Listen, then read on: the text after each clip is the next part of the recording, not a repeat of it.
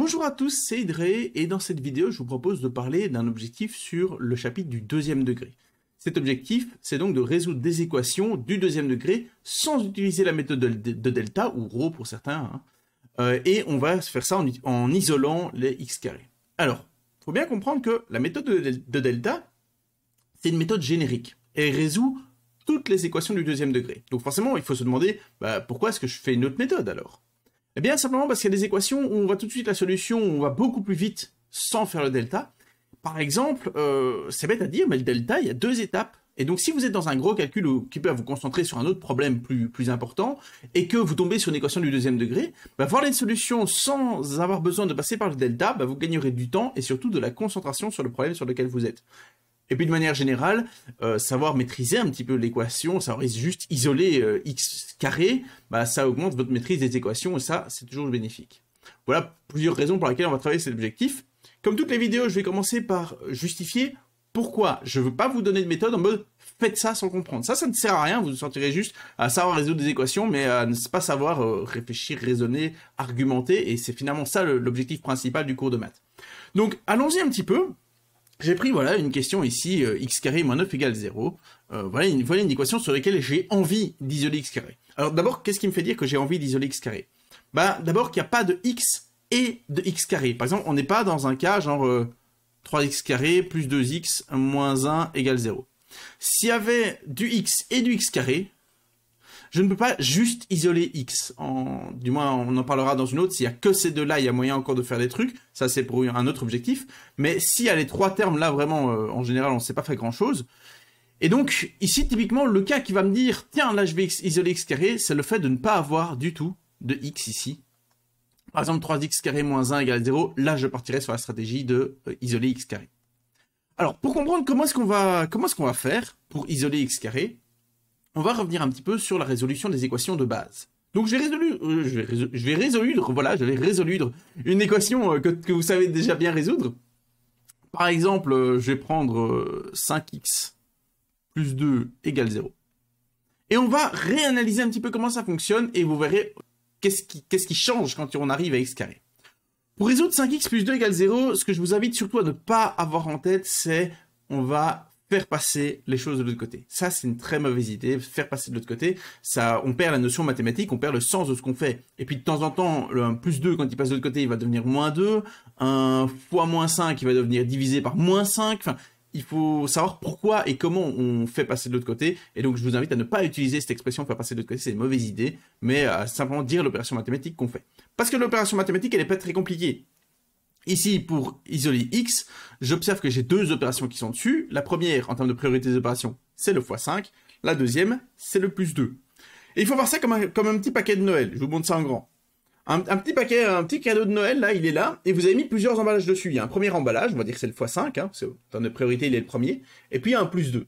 Si vous voulez déballer votre cadeau, c'est-à-dire retrouver votre x, il va falloir commencer par retirer la dernière opération qui est dessus. Donc il faut d'abord commencer par retirer le plus 2, la dernière opération qui affecte le x dans l'ordre de priorité des opérations. Voilà, tu arrêtes de dessiner n'importe quoi, toi. Voilà. Et donc, pour annuler ce plus 2, je vais me poser la question, quelle est l'opération qui annule l'opération faire plus 2 ? Littéralement, ça veut dire quoi ? Si vous avez un nombre en tête, mettons 15, vous faites plus 2, vous arrivez à 17. Et maintenant, je dois me dire quelle opération je dois faire pour revenir à 15 ? Pour annuler le plus 2, je dois faire moins 2. Et ce moins 2, je vais le faire aux deux membres de l'égalité. Donc 5x plus 2 égale 0. Ça, c'est mon équation de base. Et maintenant, je vais soustraire 2 à gauche et à droite. Cette étape-là, on ne l'écrit pas toujours, et pourtant, au niveau compréhension, elle est vraiment importante. Parce que la conséquence de cette étape-là, c'est que le 2 va se simplifier. 2 moins 2, ça fait 0. C'est pour ça qu'on a choisi de faire moins 2. Et on revient, j'aimerais à ce que tout le monde écrit directement 5x égale moins 2. Donc, il faut comprendre que le moins 2 qui est passé à droite, c'est pas le même. On a rajouté une opération qui est moins 2, ce qui a eu d'une part pour conséquence d'annuler le premier, et deuxièmement de le faire, entre guillemets, apparaître du côté droit. Ensuite, on regarde ici, pour isoler x, j'ai un x5 dessus. Je me pose la même question. J'ai un x5, quelle opération je vais faire pour annuler l'opération x5 ? Eh bien, on reprend l'exemple de tout à l'heure, je vais prendre 15 parce que c'est trop grand, je vais prendre 4. 4 x 5, ça fait 20. qu'est-ce que je dois faire comme opération pour retourner à mon 4? Je dois faire diviser par 5. L'opération qui annule fois 5, c'est diviser par 5. Donc maintenant que j'ai trouvé mon opération, je sais ce que je vais faire aux deux membres de mon égalité. Et donc je vais le faire à gauche et je vais le faire à droite. Et donc ça me fait x égale moins 2 cinquièmes. Ok. Là, c'est un petit rappel pour résoudre des équations du premier degré. Il n'y a pas encore le x carré, mais maintenant qu'on a vu chaque étape, quand on a décortiqué cette résolution, vous allez voir qu'à un moment, il y a un truc spécial qui se passe quand on va parler de x carré. On va faire maintenant l'équation là qui est mise, le x carré moins 9 égale 0. Je vais juste mettre ici notre exemple qu'on vient de faire sur le côté. On va garder un œil dessus, c'est évidemment pas le même exemple, mais vous verrez qu'il y a quelque chose qui se passe. Je vais commencer par x carré moins 9 égale 0, et donc je me pose les mêmes questions dans le même ordre. C'est une équation, je réfléchis de la même manière. Quelles sont les opérations qui affectent le x? La première est le carré, la deuxième est le moins 9. Pensez au paquet cadeau, la première qu'il faut retirer, c'est donc la dernière qui a affecté le x. Il faut donc commencer par annuler l'opération moins 9. Comment je fais ça? Je vais faire plus 9. Et c'est là que je vous invite à dire que passer le moins 9 de l'autre côté, vous traduisez ça par faire plus 9. C'est pas plus long à dire, hein. Faites-le, dites bien quelle opération vous faites, et pas visuellement ce que ça donne sur votre feuille, ça on s'en fout. Et donc, je commence par faire plus 9 à gauche et à droite. Et donc, j'obtiens x carré égale 9. Deuxième étape, maintenant j'ai un carré. Et je dois me poser la question, quelle est l'opération qui annule le carré? Si maintenant tu viens de penser racine carrée quand j'ai dit ça, il y a un truc que tu n'as pas compris. Et je vais revenir dessus. Alors, quand je dis un truc que tu n'as pas compris, je me doute, je ne sais pas qui tu es, hein, je parle à beaucoup de personnes en faisant cette vidéo, mais je me doute que beaucoup d'entre vous vont faire l'erreur. C'est pas une erreur, c'est pas que vous êtes bête, c'est qu'il y a un truc qui nous fait penser à tort, et on va clarifier ça. On va clarifier ça, je vais me faire un petit peu de place. Hop, j'ai effacé un bout de la question, tant pis. Je vais me faire un petit peu de place. Il y a cette fameuse question que, oui, il paraît que la racine carrée, ça annule le carré. Bah oui, regardez, je prends 5, je le mets au carré, ça fait 25. Bah, si je prends la racine, bah, ça fait 5. Bah, vous voyez bien que ça annule le carré. Bah, en fait, non, c'est pas vrai. C'est pas vrai parce que regardez, moins 5. Moins 5 au carré, ça fait 25. Mais si je prends la racine de 25, bah, ça fait pas moins 5. Ça fait 5. Donc, en fait, la racine carrée, elle annule pas le carré. Elle annule le carré pour les nombres positifs. Uniquement. Elle annule pas le carré pour tous les nombres. C'est un trop gros raccourci de penser que la racine annule le carré. Alors, des explications de pourquoi est-ce qu'on fait cette erreur-là, c'est souvent qu'on voit la racine carrée dans le cadre du théorème de Pythagore. Et dans le cadre du théorème de Pythagore, on parle de longueur de côté. Donc, de nombres positifs. Et on a ce besoin de retrouver, on a le carré du côté, on veut retrouver le côté, et donc on a introduit la racine carrée. Sauf que oui, ça annule le carré, mais uniquement pour les nombres positifs. Et comme les longueurs des côtés des triangles dans le théorème de Pythagore, c'était des nombres positifs, bah ça marchait très bien. Sauf que de manière générale, si je parle des nombres quelconques, bah non, la racine carrée n'annule pas le carré. Ça, c'est une chose il faut se mettre en tête. Et du coup, comment est-ce qu'on revient en arrière? Bah, voilà, il va falloir creuser un petit peu. On va revenir dessus. Une première chose que beaucoup de personnes font, c'est se dire, bah, je prends x égale 3. On voit bien que, d'un côté, ils ont raison, hein, 3 au carré, ça fait 9. On voit bien que x égale 3, c'est une solution. 3 au carré, ça fait 9. Oui. Mais il y a un petit problème. Le petit problème, c'est le signe que je dois mettre là. Alors, je sais que quand on apprend, quand on apprend les équations du deuxième degré, on maîtrise pas encore bien ces signes-là, on comprend pas 100% ce qu'ils veulent dire, on est plus sur les méthodes utilisées, on écrit plutôt ce signe en disant, voilà, le prof a dit de le mettre, je le mets, quand le prof le met. Mais on va revenir un petit peu sur ce signe, parce que en fait, le problème, il est là. Ce signe, il veut dire quoi? La double flèche, je vais reprendre ça dans un autre exemple, ce sera plus clair. Par exemple, 2x égale à 6 et x égale à 3. Eh bien, la double flèche, je vais commencer par une simple flèche, parce que la double flèche, c'est juste deux simples flèches. La simple flèche vers la droite, qu'est-ce qu'elle veut dire? Elle veut dire que les solutions de 2x égale à 6 sont aussi des solutions de x égale 3. Donc si j'ai trouvé une solution de cette équation-ci, alors aussi j'ai trouvé une solution de cette équation-ci. C'est ça qu'elle veut dire la flèche. Et évidemment, la flèche dans l'autre sens, veut dire exactement l'autre sens. Hein. Si j'ai trouvé une solution de cette équation-ci, ce qui est clairement x égale 3, c'est écrit, alors j'ai trouvé une solution de cette équation-ci. Comme vous voyez ici, eh bien j'ai les deux flèches. C'est pour ça que généralement, pour la plupart des opérations, on met les doubles flèches, parce que ça marche dans les deux sens. Et si je lis maintenant cette équation, si je lis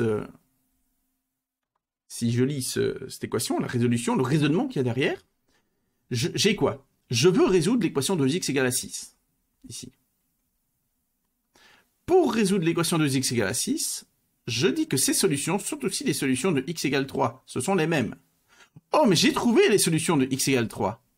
Donc, maintenant que ce sont les solutions de x égale 3, je peux revenir et dire que 2x égale à 6 a pour solution x égale 3. Vous voyez, on fait une espèce d'aller-retour. J'ai 2x égale à 6, que je transforme jusqu'à revenir jusqu'à x égale à 3. Ah, mais j'ai une solution de x égale 3. Bah oui, c'est 3. Et donc, ça veut dire que je peux revenir et dire que la solution à l'équation cherchée, c'était 3. C'est un peu ça le raisonnement logique qui est derrière une équation. C'est une espèce d'aller-retour. Et du coup, les deux flèches sont importantes. Et vous voyez qu'ici, ça pose un petit problème. Il faut se poser la question de quelle est la bonne flèche que je dois mettre ici entre x carré égale à 9 et x égale 3. Est-ce que je peux mettre cette flèche-ci? Si j'ai une solution de x carré égale à 9, est-ce que d'office, c'est 3? Ça veut dire, est-ce que toutes les solutions de x carré égale à 9 sont aussi des solutions de x égale 3? Eh ben non. Non, parce qu'il y en a une qui marche pas, moins 3. Moins 3 est bien une solution de x carré égale à 9. Mais moins 3 n'est évidemment pas une solution de x égale 3. Ça marche pas, ça. Donc cette flèche vers la droite, elle est fausse. En fait, la flèche qui marche, bah, c'est évidemment la flèche vers la gauche.